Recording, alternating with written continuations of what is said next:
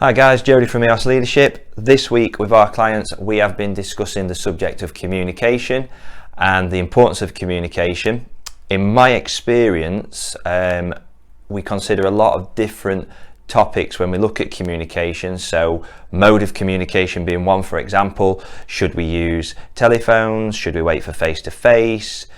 Should we use email? The type of language that's used, should that be informal? Should that be formal? Should we use technical jargon? Should we dilute that down? The amount of information that we include versus the amount of information that we don't include. And all those things are important, but are missing one key element, and that is your client's perception of the same situation.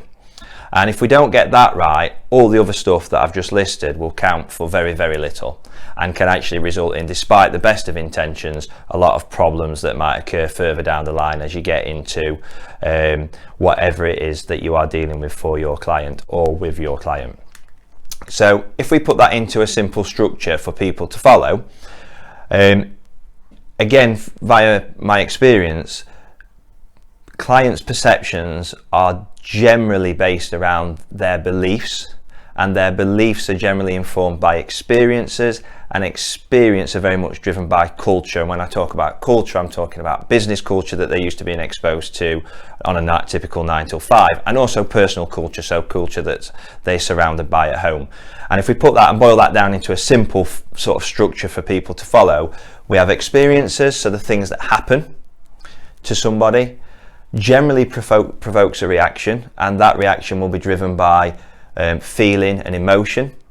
And then when we recall that experience to map it onto something else, it's the emotion that we recall, and it's the emotion that results in thoughts and behaviors and values being set. So 3 strands: experiences, reaction, which is usually an emotion, drives the thoughts and feelings, and it's the thoughts and feelings that structure the perception from the client. If we put that into a context, we may have a client that throughout their business career has worked in an organisation, so a culture that regularly observes procedures, provides detailed feedback, and lets the individual self-identify options for improvement. And if that's their experience over time and they are getting good detailed feedback, the emotion is that they feel happy, suitably challenged, they're getting the outcomes that they want. And what will happen is that will result in their thoughts and behaviours being very much driven around valuing detailed feedback and having lots of options for improvement. If we look at the second example, this is a client here who may have a manager or a leader above them that has made it very clear during a project meeting that all the KPIs need to be met, and there's a high degree of accountability placed on that person to meet those KPIs. The thoughts and feelings will be anxiety, so they might feel anxious, they'll feel cautious, and they'll be stressed. So those are 3 feelings. They might have them all, they might have 1 or 2, they might have just one of them. As a result of what's been set by the manager and leader and their thoughts and feelings, they'll become very outcome focused. So they'll want to ensure that the outcomes are met unless the outcomes aren't met, and then they'll want detailed feedback as to why. So that's important to remember as well.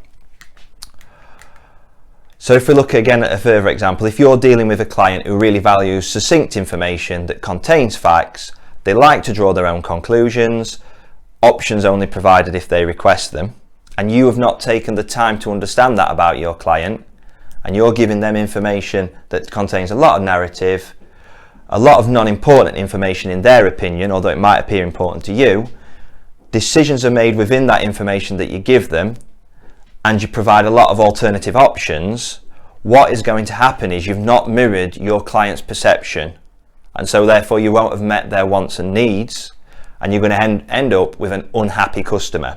And an unhappy customer results in a loss of confidence, expectations from the customer aren't being met, and crucially they'll start to take control of the narrative.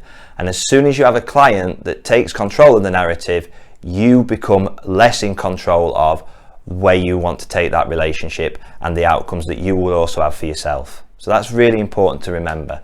So what we need to start doing is taking time at the beginning of a relationship and throughout the relationship to really start to understand our customer. And some little helpful tips that we can implement that will really help us with that is talk to your customer about what are the expectations, how can you prevent problems, what problems do they perceive, how are they approaching this, what pressures are they under. Start to build a realistic picture of your client so that you can put yourself in their shoes and think about what they would want to receive in terms of a communication from you that will build things like trust and enable the relationship to move forward in a more productive manner. Think about the mode of communication and the mode of communication for different types of information that they want, and have that discussion with them as well if needed. Build a relationship with your customer. That cannot be understated enough. Don't just have a transactional relationship.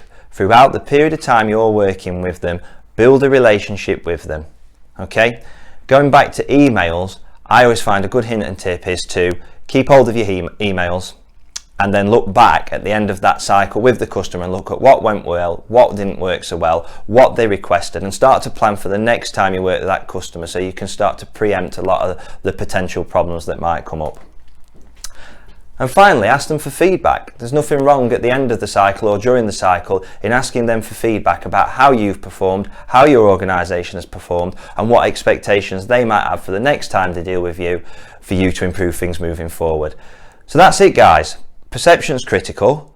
It's important to understand your customer's perception. If you take time to step out of your zone to understand their perception, with some of these hints and tips, you'll have a much more fruitful relationship with your clients.